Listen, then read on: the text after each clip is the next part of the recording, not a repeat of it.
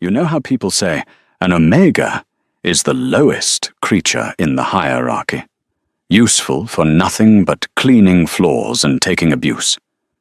But in the frozen woods of the Blackwood Ridge Pack, something strange was happening. 3 starving, orphaned pups, the kind the pack usually forgets, weren't following the alpha.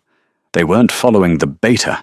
They were trailing a broken, silent omega named Ariana everywhere she went, like a shadow, like a lifeline. Nobody noticed until the Alpha King arrived to conduct a purge. He saw the line of ducklings following the wrong mother, and when he followed them into the dark, he didn't just find a secret. He found a crime that would burn the werewolf world to the ground. This is the story of the king who knelt for an omega. The kitchen of the Blackwood Ridge Pack house smelled of bleach, boiled cabbage, and old grease. For Ariana, it smelled like survival. She was 23, though her eyes held the exhaustion of someone twice that age. Her hands, red and chapped from the harsh detergents, scrubbed the industrial countertop with a mechanical rhythm. It was 11 p.m. The pack dinner was over. The high-ranking wolves, the warriors, the favored lovers, the elite, were upstairs, full of roast beef and red wine, laughing near the fireplaces. Down here, it was freezing. The heating vents in the servants' quarters had been broken for 3 years. "Hurry up, Mutt!" The head cook, a heavy-set beta named Roach, growled as he passed by. He kicked Ariana's shin, not hard enough to break bone, but hard enough to bruise. It was a casual cruelty. "Inventory needs to be done before you sleep." "Yes, sir," Ariana whispered, keeping her eyes on the granite. She waited until the heavy steel door swung shut behind him. She waited another 10 seconds, counting the beats of her own racing heart. Then she moved. Her demeanor changed instantly. The slow, submissive slump vanished. She reached under the lip of the oversized sink and pulled out a bundle wrapped in a grease-stained napkin. Inside were the scraps she had managed to pawn during the dinner rush: 3 lukewarm dinner rolls, the gristle cut off a steak, and a half-eaten apple. She shoved the bundle into the pocket of her oversized grey hoodie, the uniform of the Omegas, and slipped out the back door. The wind outside was a physical blow. Blackwood Ridge was located in the Northern Territories, where the snow didn't melt until May. Ariana shivered, the cold biting through her thin leggings, but she didn't run. Running attracted attention. Predators chased things that ran. She walked with a purposeful trudging pace toward the edge of the forest, near the old, dilapidated equipment sheds. As she approached the darkness of the tree line, she didn't call out. She didn't have to. A rustle in the bushes, then another. 3 pairs of glowing eyes appeared in the gloom. First was Liam. He was 7, the oldest, but his ribs showed through his tattered shirt. Then Noah, 5, whose left ear was permanently notched from a discipline session with the beta. And finally, clutching Noah's hand, was little Chloe, only 3 years old. They didn't look like pack children. They looked like ghosts. "Ariana," Liam breathed, his voice cracking. Ariana dropped to her knees in the snow, ignoring the wet cold soaking into her jeans. I'm here. She pulled the napkin from her pocket. The moment the smell of food hit the air, the pups whimpered. It was a heart-breaking sound, the sound of hunger that had gone on too long. "Slowly," Ariana warned gently, breaking the rolls into pieces. "Noah, chew. Chloe, here, take the apple slices." She watched them eat with a fierce, protective ache in her chest. These weren't her children. She had never been mated, never birthed a pup. They were the reject batch, children of wolves who had either died in skirmishes or had been exiled. In a cruel pack like Blackwood, led by the sadistic Alpha Barrack, orphans were a burden. They were fed last, housed in the leaky sheds, and often used as target practice for the young warriors in training. "Did they hit you today?" Liam asked, pausing mid-bite. His eyes, intelligent and angry, scanned Ariana's face. He saw the fresh swelling on her cheekbone, where Roach had backhanded her earlier. "I fell," Ariana lied. "You always fall," Noah mumbled, shoving steak gristle into his mouth. "Eat," Ariana commanded softly. "The king arrives tomorrow. You know what that means." The mood shifted instantly. The air grew heavy. Alpha King Silvio. The name alone made grown alphas sweat. He was the ruler of all packs on the continent, the enforcer of the old laws. He was rumored to be 7 feet tall in his human form, a man who had executed 3 corrupt alphas in the last year alone. "Will he kill us?" Chloe whispered, her eyes wide and watery. Ariana pulled the little girl into her arms, burying her nose in Chloe's matted, dirty hair. "No, but Alpha Barrack, he wants the pack to look perfect. He doesn't want the king to see this." She gestured to the shed, to their rags. "You have to stay hidden. You have to stay in the woods until I come for you tomorrow night. Do not come to the main house." "Promise me." "We promise," Liam said, though he looked at the main house with a glare that promised retribution one day. Ariana kissed their foreheads, her heart hammering. "Go. Deep in the brush. Where I showed you." She watched them scurry away, 3 small shadows vanishing into the winter night. What Ariana didn't know was that she hadn't been careful enough. From the 3rd-story balcony of the pack house, a cigarette glowed in the dark. Alpha Barrack stood there, watching the Omega return from the woods. "She's feeding the rats again," Barrack muttered. Beside him, his beta, a cruel man named Gideon, chuckled. "Do you want me to handle it?" "No," Barrack said, flicking the cigarette ash over the railing. "The king arrives at dawn. We can't have a dead Omega causing a stink. Let her fatten them up. Once Silvio leaves, we'll use the pups for the hunting drill. The new recruits need live targets." The arrival of the Alpha King was not a parade. It was a thunderstorm. A convoy of 5 black-armored SUVs tore up the gravel driveway of Blackwood Ridge at 6 a.m. sharp. The sky was still the color of a bruise, grey and purple. The entire pack was assembled in the courtyard. 200 wolves stood in formation, shivering in the cold. Alpha Barrack stood at the front, flanked by Gideon and his warriors.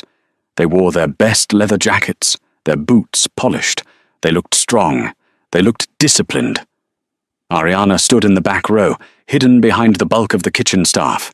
She kept her head down, her hands clasped behind her back to hide the tremors. The lead SUV door opened.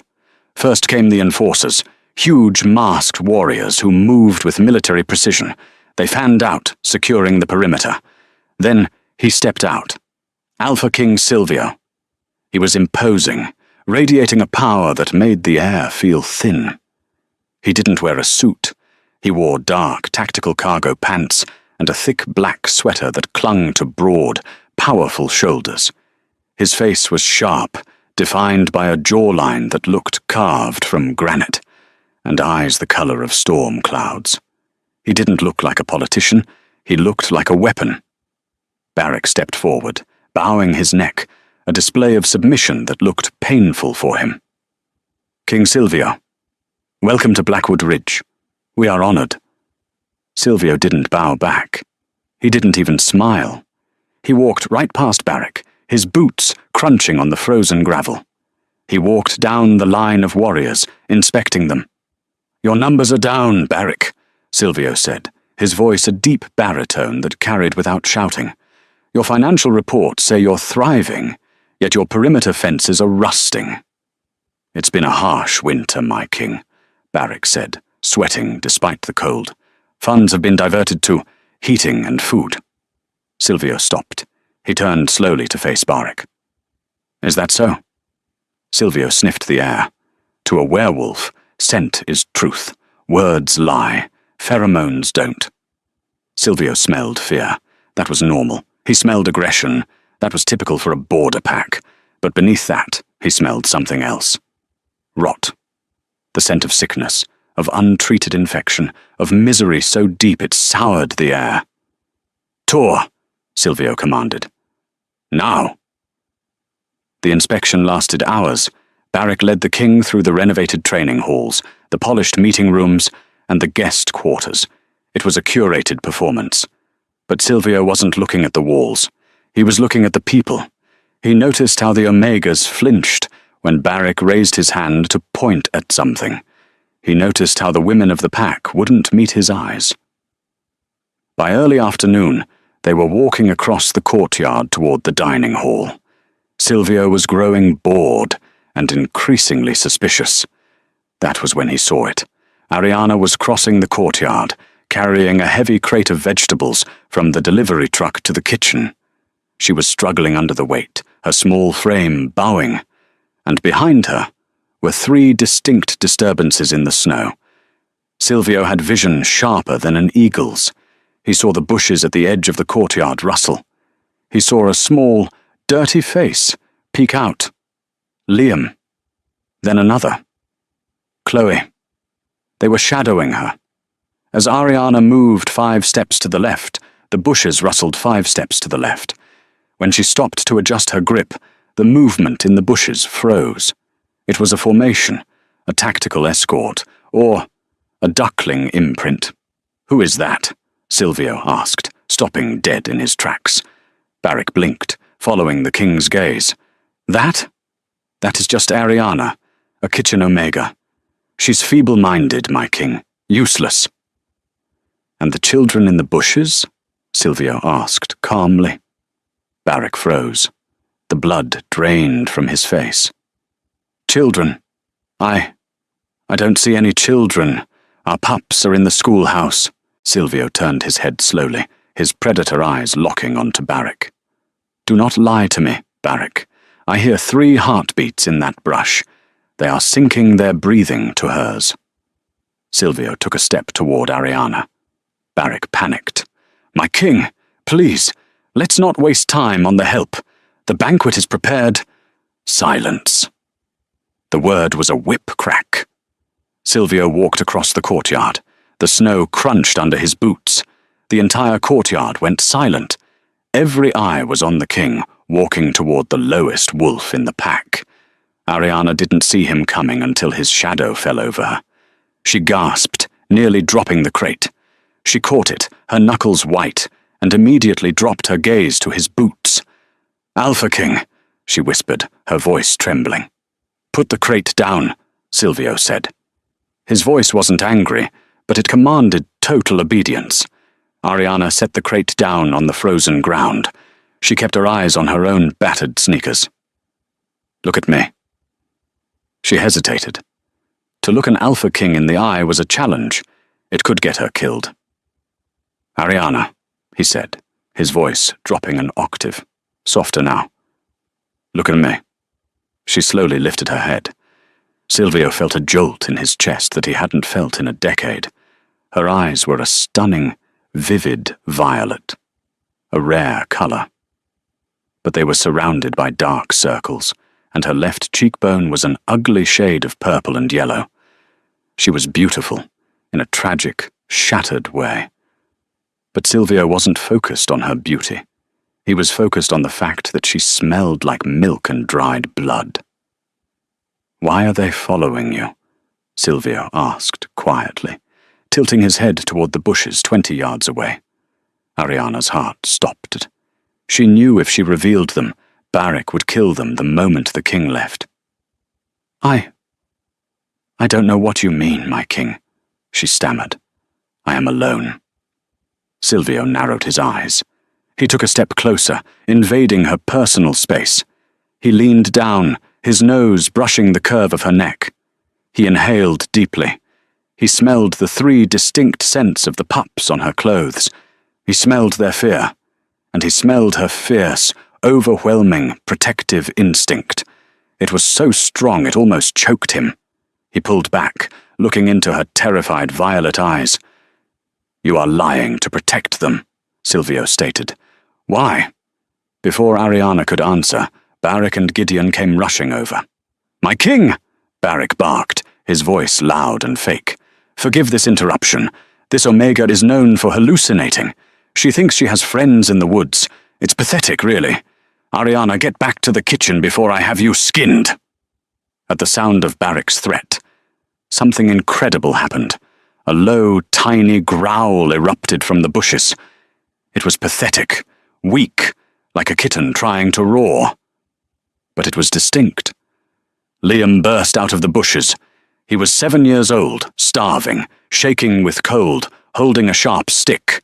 He ran, not away from the danger, but toward it. He ran and stood in front of Ariana, pointing the stick at the Alpha King and Alpha Barrick. "Leave her alone!" Liam screamed, his voice high and terrified. "Don't you touch her!" Then Noah ran out, grabbing a handful of gravel. And finally, little Chloe, wailing, wrapped her arms around Ariana's leg. The entire pack watched in stunned silence. 3 orphaned runts were standing off against the most powerful wolf in the world to protect a kitchen servant. Silvio looked at the boy with the stick. He looked at the trembling girl. He looked at Ariana, who had immediately dropped to her knees to shield the children with her own body, exposing her back to the Alphas to take the blow she thought was coming. "Please," Ariana begged, tears spilling over. "Please, my king, they are just children. Punish me. Kill me. Just let them go." Silvio looked at Barrick. The king's face had gone void of all expression. It was the face of death. "Barrick," Silvio said softly. "Yes, my king? You told me the orphans were housed in the West Wing dormitory." Well, there was a mix-up." Silvio turned back to Ariana. He reached out a hand. Ariana flinched violently, closing her eyes, expecting a strike. Instead, Silvio's large, warm hand cupped her uninjured cheek. His thumb brushed away a tear. "Stand up, Ariana," Silvio said. He looked at the boy, Liam. "Put the stick down, little warrior. I am not going to hurt her." Silvio straightened to his full height. He unzipped his tactical jacket. The pack gasped. To remove armor was a sign of comfort, or a sign that the fight was already over.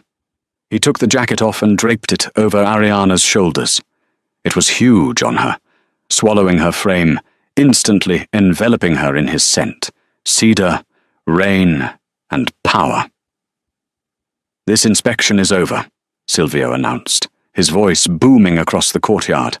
"The investigation has begun." He looked at Barrick with eyes that promised hellfire. "Prepare the guest house," Silvio ordered. "Ariana and the children will sleep there tonight." "But she is an Omega," Gideon protested stupidly. Silvio turned to Gideon. "Tonight, she sleeps under my protection. If anyone approaches her door, I will mount their head on the gate. Do I make myself clear?" "Crystal," Gideon squeaked. Silvio looked back at Ariana, who was trembling in his jacket, holding the 3 children. "Follow me," he said to her. And for the first time in the history of Blackwood Ridge, the Omega didn't walk behind the pack. She walked beside the king. The guest house at Blackwood Ridge was reserved for visiting dignitaries, usually other alphas or wealthy investors. It had radiant floor heating, a fully stocked refrigerator, and beds with duvets thick enough to drown in. To Ariana and the pups, it was an alien planet. Silvio closed the heavy oak door, locking the world out. He turned to face them. The 3 children were huddled together on a Persian rug near the fireplace, staring at the flames as if they were magic. Ariana stood awkwardly near the wall, still wrapped in Silvio's massive tactical jacket. She was shivering, not from cold anymore, but from the adrenaline crash. "Sit," Silvio said gently, gesturing to the velvet sofa. Ariana hesitated. I shouldn't sit on the furniture, my king. My clothes are filthy." Silvio felt a muscle in his jaw twitch. "The furniture can be replaced. You cannot. Sit." She sat on the very edge of the cushion, ready to bolt. Silvio moved to the kitchenette. He didn't call for a servant.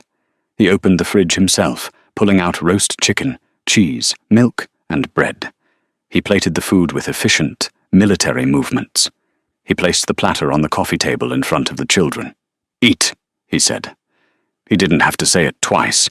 Noah and Chloe lunged for the chicken. Liam, ever the protector, waited a second, watching Silvio's hands for sudden movements, before grabbing a drumstick and handing it to his little brother. Silvio watched them for a moment, his heart heavy. Then he turned his attention to Ariana. She wasn't eating. She was watching the door. "Ariana," Silvio said. He pulled a chair opposite her and sat down, leaning forward, elbows on his knees. "I need to see your injuries." Her eyes widened. She instinctively pulled the jacket tighter. "I am fine, my king. Clumsy. Just bumps and bruises. You have a fractured rib. I can hear the hitch in your breath. You have a laceration on your shin that smells infected. And your left arm." He glanced at her sleeve. "You're holding it stiffly against your side." "It's nothing," she whispered. Silvio reached out, his movement slow and telegraphed. "Let me see." Ariana trembled, but she didn't pull away this time. The command of an Alpha King was hard to resist, but more than that, his scent, cedar and rain, was doing something strange to her wolf. It wasn't dominating her, it was soothing her. It felt like safety. She slowly unzipped the jacket and peeled it down her left shoulder. Silvio inhaled sharply. The air in the room seemed to drop 10 degrees. Her shoulder wasn't just bruised, it was branded. Scar tissue, thick and ugly, formed a shape on her deltoid. It wasn't a pack mark. It was a letter. R burned over it was a jagged cross, an attempt to deface it. "Who did this?" Silvio asked, his voice low and dangerous. "The beta," Ariana whispered, staring at the floor. "Gideon, he said I needed to remember my place. R for runt, R for refuse." Silvio gently touched the skin around the brand. His fingers were rough, calloused from war, but his touch was feather-light. "And the cross?" "I did that," she confessed, her voice barely audible. "I tried to burn it off with a hot spoon.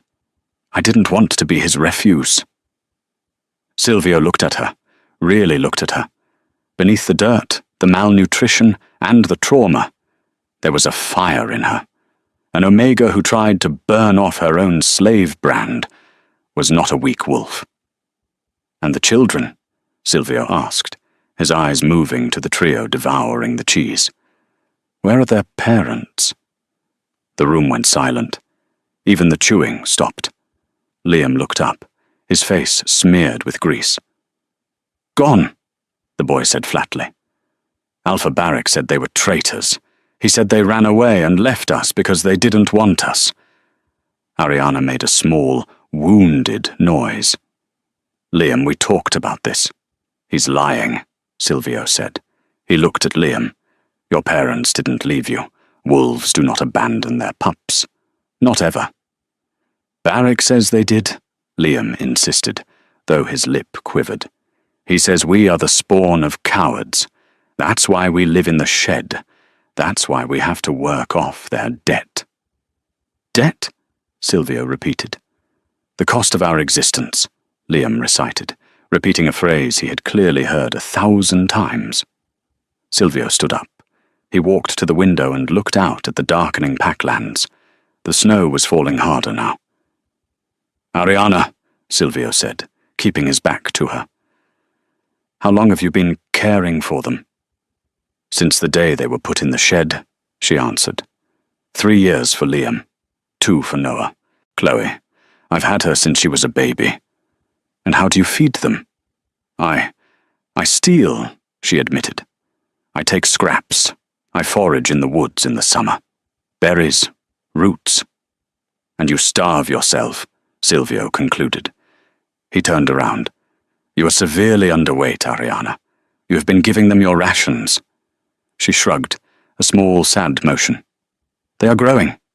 "I am not." Silvio walked back to her. He crouched down so he was eye level with her.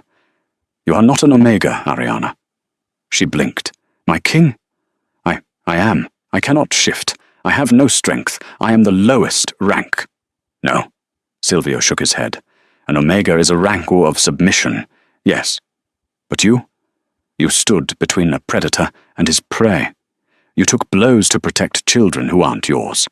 You defied a beta to burn a brand off your skin. His eyes searched hers. That is not the spirit of a follower. That is the spirit of a queen. Ariana felt a blush heat her neck, a sensation she hadn't felt in years. Rest, Silvio commanded, standing up.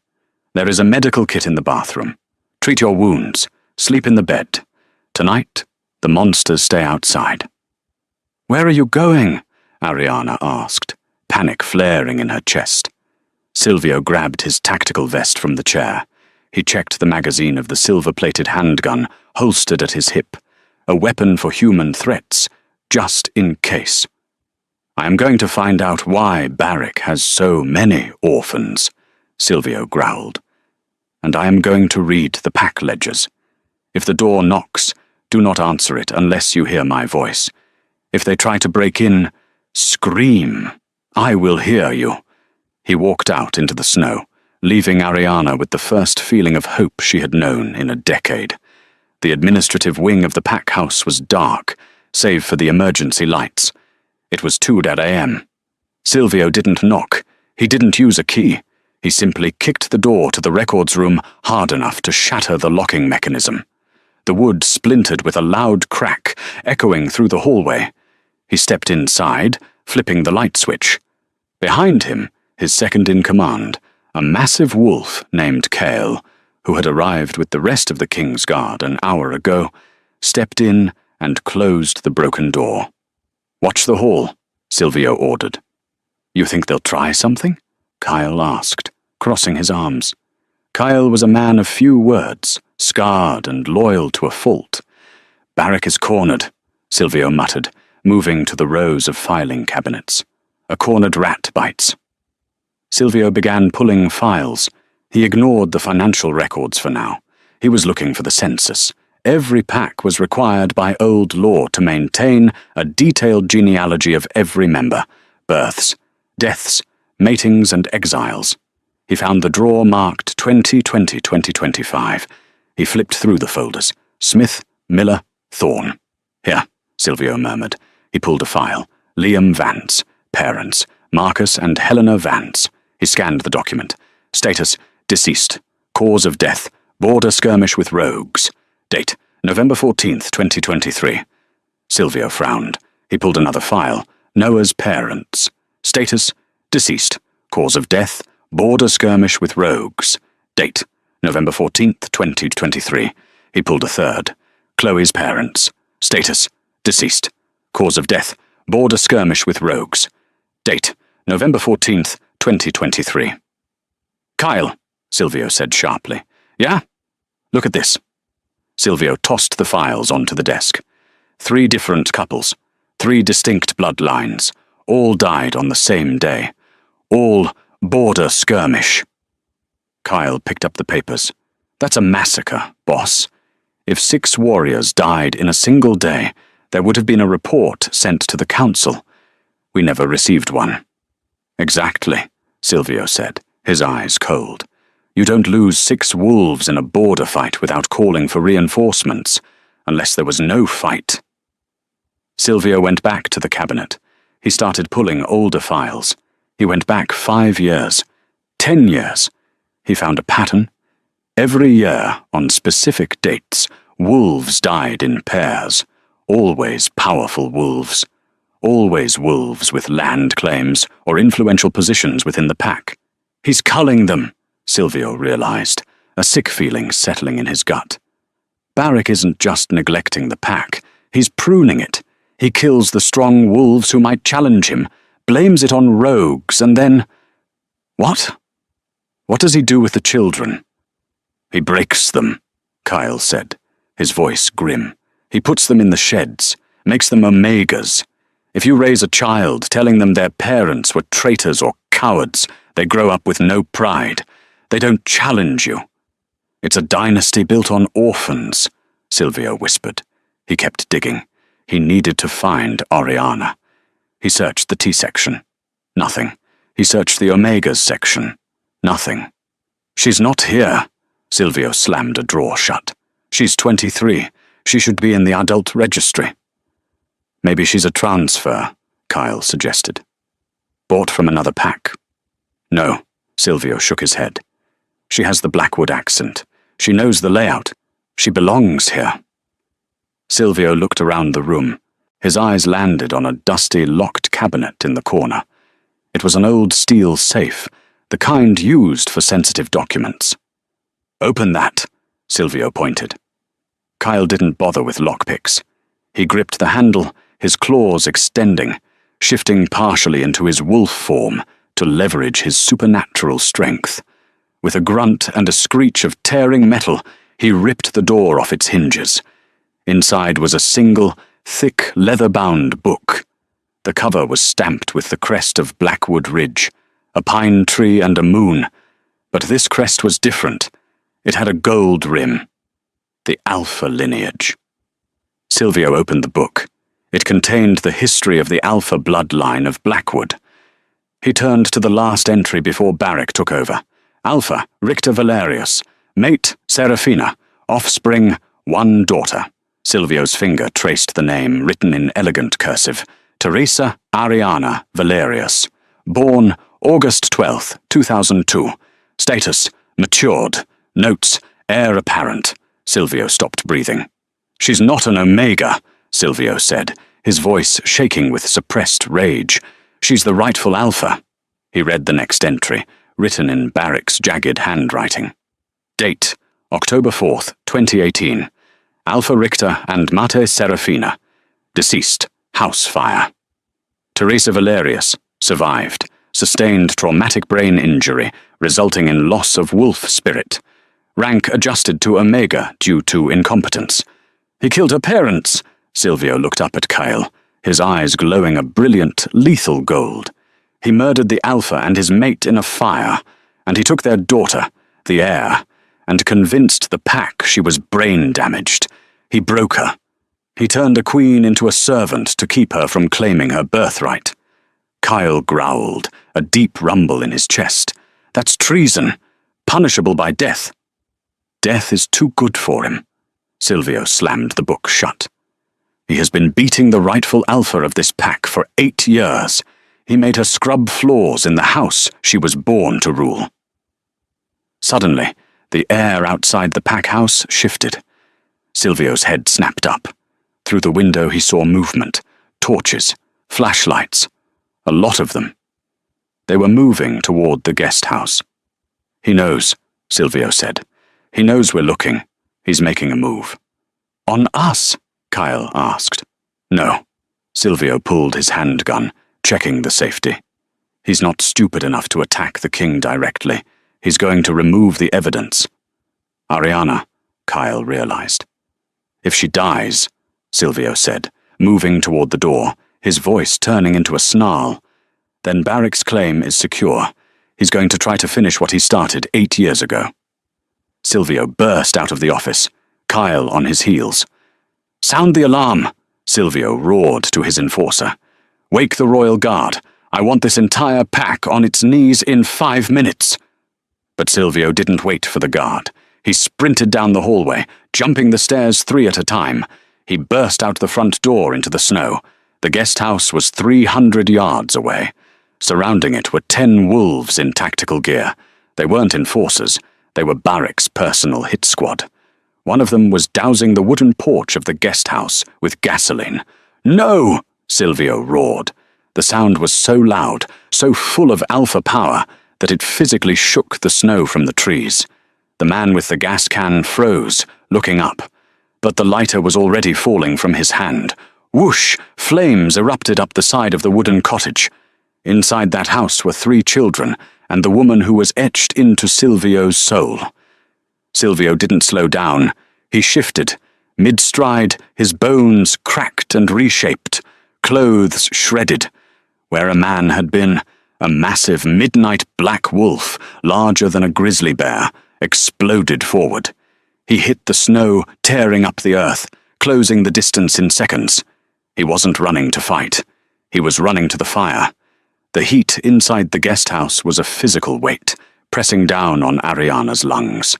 The moment the first window shattered from the heat, the roar of the fire drowned out the world. For Ariana, the sound wasn't just noise, it was a memory. The smell of burning pine and melting varnish transported her instantly back to that night 8 years ago, the night the Alpha's manor burned, taking her parents and her life with it. She was curled in the corner of the bathroom, the furthest room from the front door. She had thrown all the towels into the bathtub and turned the water on, soaking them. "Put these over your faces," she screamed, though her voice was barely a rasp in the smoke. She pressed wet towels over Chloe and Noah's faces. Liam was coughing violently, his eyes streaming tears. "Are we going to die?" Liam choked out. "No," Ariana lied. She grabbed a heavy brass candlestick from the counter, gripping it tight. "If the fire comes in, we go out the window." But the window was small, high up, and barred, a security measure that had become a death trap. The floorboards in the hallway groaned and snapped. The fire was eating the structure alive. Ariana huddled over the children, using her body as a shield against the falling embers. She closed her eyes, waiting for the end. She thought of the tall man with the storm cloud eyes. Silvio. She wished she had thanked him. She wished she had told him that for 1 hour he made her feel human again. Crash. The front wall of the cottage didn't just burn down, it exploded inward. Through the wall of orange flame, a massive shape emerged. It was a wolf, midnight black and terrifyingly huge. Its fur was singed, its eyes glowing like molten gold. "The king!" Liam shouted, his voice muffled by the wet towel. Silvio didn't stop moving. The floor beneath his massive paws was disintegrating. He leaped over a chasm of burning wood, landing heavily in the hallway. He reached the bathroom door. It was jammed by the heat, warping the frame. Silvio reared up on his hind legs and slammed his front paws against the wood. The door splintered into matchsticks. He filled the small room, his massive head lowered. He made a low, urgent woofing sound, nudging Ariana's shoulder with his wet nose. "Get on." The command was clear, telepathic in its intensity. Ariana didn't argue. "Liam, grab my neck! Noah, Chloe, hold on to his fur!" She scrambled onto the giant wolf's back, pulling Liam with her. Silvio crouched low, allowing the 2 smaller children to grip the thick fur of his mane. They were terrified, sobbing, but they held on with the desperation of the dying. Silvio turned. The hallway was gone. The roof was groaning, sagging dangerously low. A support beam, wreathed in flame, was swinging loose. Silvio didn't hesitate. He launched himself into the inferno. He moved with supernatural speed, bounding off the only remaining solid patches of floor. As they reached the living room, the ceiling gave way. A massive beam crashed down. Silvio saw it coming. He couldn't dodge it without throwing the children off. So he took it. He braced himself, letting the burning timber slam into his shoulder. The sound of the impact was sickening. A heavy thud and the sizzle of burning fur. A roar of pain tore from his throat, but he didn't buckle. He shoved upward, using his immense strength to throw the beam aside. With one final desperate leap, he smashed through the remaining wall and landed in the snow. He rolled, dipping his shoulder to let Ariana and the children slide off into the cold, wet drifts. Then he collapsed, panting heavily, steam rising from his scorched black coat. "Silvio!" Ariana screamed. She crawled toward him, her hands checking him frantically. "Silvio!" Around them, chaos erupted. The enforcers, the royal guard, and the pack members had formed a circle. Alpha Barik stood at the front, his face a mask of faux horror. "A tragedy!" Barik shouted, gesturing to the inferno. "A gas leak! I told the maintenance crew to check those lines. Oh, the poor Omega. Slowly the black wolf stood up. He shook himself, ash flying into the air. His golden eyes locked onto Barrick. Bones cracked. The shift was violent and fast. Silvio stood naked in the snow, steam rolling off his skin. His shoulder was badly burned, the skin angry and red, but he didn't seem to feel it. Kyle, his second-in-command, ran forward and threw a heavy fur cloak over the king. Silvio didn't wrap it around himself. He walked over to Ariana, who was shivering on the ground, holding the weeping children. He draped the heavy fur over them. Then Silvio turned to Barrick. He walked toward the alpha of Blackwood Ridge. He didn't run. He walked with the slow, inevitable pace of a glacier. "A gas leak?" Silvio asked. His voice was quiet, terrifyingly quiet.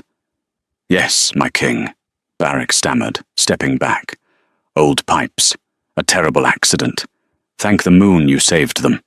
Although, was it worth the risk? For a servant?" Silvio stopped 3 feet from Barrick. He was a head taller than the other alpha. "Gideon," Silvio said, not looking away from Barrick. "Yes." "My king?" The beta was trembling near the tree line. "You were seen running from the back of the cottage with a gas can. My enforcers intercepted you."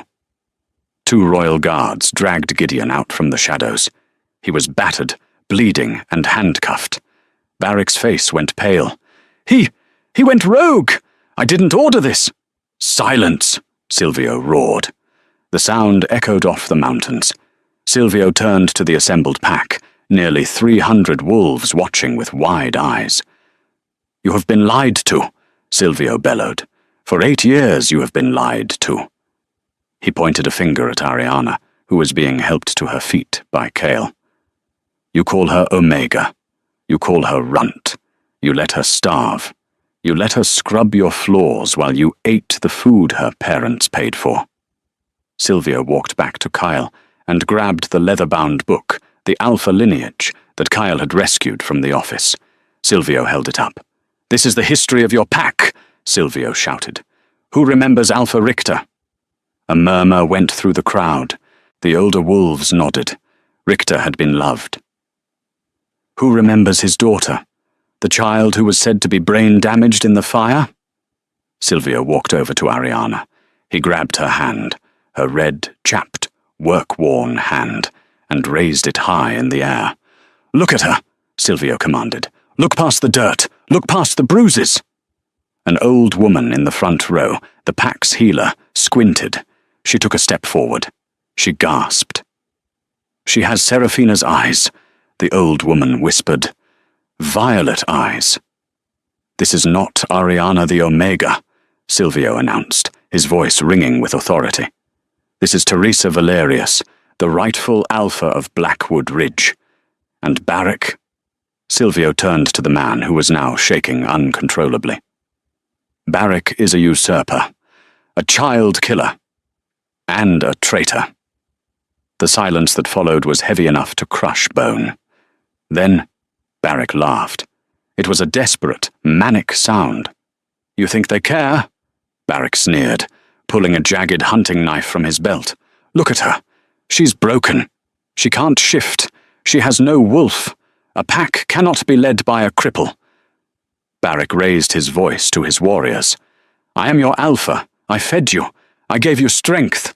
This stranger comes into our home and tries to install a cleaning lady as your queen. Kill him. Kill them all." For a second, nobody moved. Then, about 20 wolves, Barrick's loyalists, the ones who benefited from his corruption, stepped forward, growling. Silvio's royal guard raised their assault rifles. "No," Silvio said, holding up a hand. "No guns." He looked at Barrick. "You want to talk about strength, Barrick? You want to challenge her right to rule?" Silvio stepped aside, leaving Ariana standing alone in the center of the circle. "Ariana," Silvio said softly. She looked at him, terrified. "I can't fight him, Silvio. I don't have a wolf. It died in the fire." "It didn't die," Silvio whispered, touching her forehead. It's just hiding. It's waiting for you to tell it that it's safe to come out. Call her." Barak roared and charged. He didn't shift. He just ran at her with the knife, intent on slitting her throat before the king could intervene. "Ariana!" Liam screamed from the sidelines. Ariana saw the knife. She saw the man who had tormented her for 8 years. She saw the man who had hurt the children. Fear vanished, replaced by a cold, white-hot rage. She didn't scream. She didn't run. She opened her mouth, and a sound came out that wasn't human. It wasn't a wolf's howl either. It was a command. "Kneel!" It was the Alpha voice, pure, undiluted, and ancient. The power of it slammed into Barak like a physical wall. Mid-sprint, his knees buckled. He crashed into the snow, sliding to a halt at her feet, the knife flying from his hand.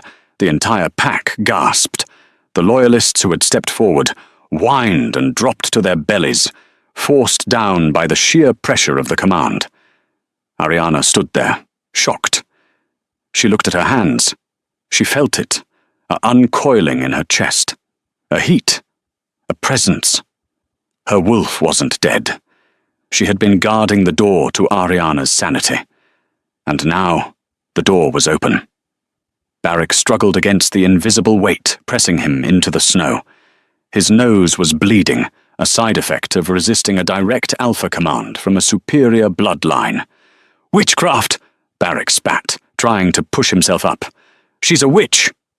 "She is a Valerius," Silvio said, crossing his arms and leaning against a tree, watching with a dark satisfaction. "And she is done taking orders." Ariana looked down at Barak. For the first time in years, she stood with her spine straight. The oversized coat Silvio had given the children was gone. She was just in her thin, torn leggings and hoodie, but she looked like a giant. "Stand up," Ariana said. Her voice was normal now, but it carried an edge of steel. Barak scrambled to his feet, panting. "You think a parlor trick makes you alpha? I challenge you. The blood trial. Right here, right now. The blood trial. Old law. A fight to the death or submission for the leadership of the pack. If refused, the claimant forfeits their life." "She accepts," Silvio said immediately. "Silvio!" Ariana hissed, turning to him. "I can't shift. He will tear me apart." "He cannot shift either," Silvio said calmly. "Look at him." Ariana looked. Barak was trying to shift, his skin rippling, but nothing was happening. "I have blocked his wolf," Silvio revealed casually. "My enforcers dosed his evening wine with wolfsbane mist. He is just a man with a knife." Silvio walked over to Ariana. He pulled a long obsidian dagger from his boot. The hilt was wrapped in leather. "He killed your parents, Ariana. He enslaved you. He starved those children." Silvio pressed the handle of the dagger into her palm. "You don't need a wolf to take out the trash. You just need to remember who you are." Ariana gripped the dagger. It felt heavy, real. Barak saw the weapon. He snarled, picking up his own dropped hunting knife. "Fine," Barak sneered. "I'll gut you like the fish you are." He lunged. The fight was ugly. It wasn't the graceful dance of martial artists. It was a brawl in the snow. Barak was stronger, heavier. He slammed into Ariana, knocking the wind out of her. They rolled in the slush. Barak slashed wildly, the blade catching Ariana's forearm, drawing a line of bright red blood. The pain sharpened her focus. She rolled away, scrambling to her feet. Barak came at her again. Ariana dodged. She had spent 8 years dodging blows from cooks, guards, and drunk warriors. She knew how to move when someone wanted to hurt her. She ducked under his clumsy swing and drove her elbow into his solar plexus. Barak grunted, doubling over. Ariana didn't stop. She kicked his knee, hearing a satisfying pop. Barak howled and fell to one leg. "That was for Liam!" she panted. Barak lashed out, cutting her shin. She stumbled. He grabbed her by the throat, squeezing. "Die, you little rat!" He spat, his face purple with exertion. Ariana's vision spotted. She clawed at his hands. She looked past him. She saw the children, Liam, Noah, Chloe, huddled under the fur cloak, watching her. They weren't looking away.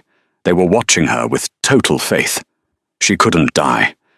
If she died, they died. Ariana let go of his hands and jammed her thumbs into his eyes. Barrick screamed and let go, blinded momentarily. Ariana spun, gripping the obsidian dagger with both hands. She didn't aim for the heart. She aimed for the shoulder, the same place he had branded her. She drove the blade down. It sank deep into the muscle of his right shoulder. Barrick shrieked, dropping his knife. Ariana withdrew the blade and kicked him in the chest.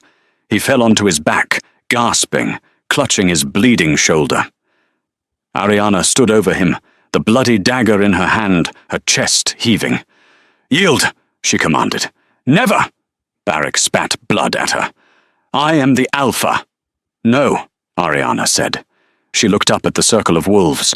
"Who is your Alpha?" The pack looked from the bleeding man in the snow to the woman standing tall, with blood on her arm and fire in her eyes. Slowly, Roach, the cruel cook, stepped forward. He looked terrified. He dropped to his knees. "Alpha Ariana," he whispered. Then the old healer knelt. "Alpha Ariana." One by one, like dominoes, the pack fell to their knees. Even Barrick's loyalists, seeing the tide turn, dropped their weapons and bowed. Only Silvio remained standing. He walked into the circle. He didn't bow. Kings do not bow to alphas. But he did something more shocking. He took a handkerchief from his pocket and gently wiped the blood from Ariana's cheek. "Well fought," he murmured. Barrick, seeing he had lost, tried one last coward's move. He reached for a hidden pistol in his ankle holster. Bang! The shot rang out instantly, but it wasn't Barrick who fired. Silvio hadn't even looked. He had drawn his sidearm and fired a single shot into the snow, inches from Barrick's hand, shattering the pistol grip. "Don't," Silvio warned, his voice bored. "The next one goes in your head." Silvio looked at Ariana. "What is your judgment, Alpha?" Ariana looked down at Barrick. She could kill him. The law allowed it. He was a traitor. "Death is too easy," Ariana said, her voice cold. She pointed to the woods. "Exile," she declared. "Strip him of his rank. Strip him of his name. If he sets foot on Blackwood territory again, any wolf may hunt him for sport." Barrick's eyes widened. For a wolf, exile was a slow death. It meant madness. It meant being a rogue. "Get him out of my sight," Ariana ordered. Two enforcers dragged the screaming former Alpha away toward the boundary line. Ariana stood there, the adrenaline fading. Her knees began to shake. The cold rushed back in. She swayed. Silvio caught her before she hit the ground. He scooped her up into his arms, effortlessly, holding her against his chest. "I've got you," he whispered into her hair. "The children," she mumbled, fighting unconsciousness. "Safe," Silvio promised. "They are all safe, and so are you." As he carried her toward the main pack house, her house, Silvio looked down at the woman in his arms. He had come here to inspect a failing pack. He had found a queen, and for the first time in his life, the Alpha King was thinking about staying. Spring came late to the Northern Territories, but when it arrived, it was violent in its beauty. 3 months had passed since the fire. The pack house no longer smelled of rot and boiled cabbage. It smelled of pine cleaner and roasting meat. In the Alpha's office, once a cave of conspiracy, Ariana sat behind the mahogany desk. She wasn't wearing rags. She wore a fitted black sweater, her hair clean and falling in soft waves. "The budget is balanced," Ariana said, looking up at Kale. "We can renovate the dormitories this month." "Good work, Alpha Ariana." Kyle bowed and left. Ariana slumped slightly. Leading was exhausting, but she wasn't alone. "They look happy," a deep voice rumbled. Silvio stood by the window, watching Liam, Noah, and Chloe playing soccer in the mud below. He had stayed for 3 months to oversee the transition, but the transition was over. The pack was stable. Ariana felt a pang of cold fear. He's going to leave. They are safe because of you, she said, standing up. Because of us, Silvio corrected gently. The air was thick with things unsaid. I received a call from the council, Silvio said, watching her closely. They are getting impatient. They want their king back. Ariana forced a smile that felt like glass shattering. Of course. You've been here too long. I'll have the staff prepare your transport for the morning. The pups will miss you, but... Ariana! Silvio crossed the room in 2 strides. He grabbed her waist, spinning her around and pinning her against the desk. It wasn't aggressive. It was desperate. Stop talking about me leaving, he growled. But you're the king, she whispered, her violet eyes wide. A king is nothing without his queen, Silvio said, his thumb tracing the scar on her cheek. I didn't stay for the politics. I stayed because the first time I saw you standing in the snow, defying the world for those children, my wolf didn't just see an alpha, he saw mine. I'm broken, Silvio, she choked out. I come with baggage. I come with 3 traumatized kids. You aren't broken. You are forged, Silvio replied with blinding adoration. And as for the children... He pulled a folded document from his jacket and placed it on the desk. Ariana picked it up, her hands trembling. It was a legal adoption decree. Petitioners, Silvio Blackthorne and Teresa Valerius. Children, Liam, Noah, Chloe. I don't want to just be their savior, Ariana. I want to be their father. He paused, smirking. Also, I'm moving the capital here, to Blackwood Ridge, if the Alpha allows it. Ariana didn't answer with words. She threw her arms around his neck and kissed him, a kiss of relief, passion, and a future that finally looked bright. You! They broke apart. Liam, Noah, and Chloe stood in the doorway. Liam looked disgusted. Chloe was giggling. We wanted cookies, Noah said seriously. But you guys are being gross. Silvio laughed, a booming sound that filled the room. He scooped the children up into a chaotic group hug. Does this mean I have to call you Dad? Liam asked, looking at the papers. Only if you want to, Silvio promised. But it means nobody will ever hurt you again. Ariana watched them, her family.